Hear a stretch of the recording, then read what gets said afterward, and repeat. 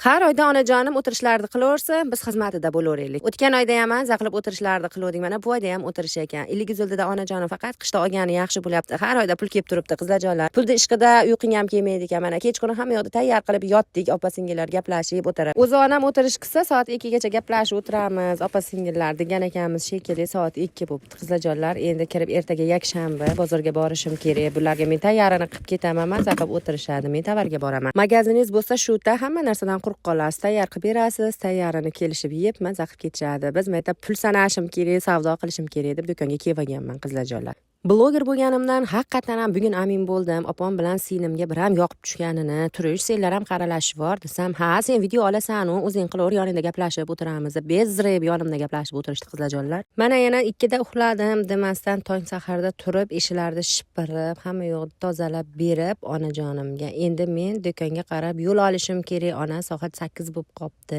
deb, endi kiyinib chiqib do'konga qarab ketyapman. Hammaga videolarim yoqqan bo'lsa, obuna bo'lish eslaringdan chiqmasin.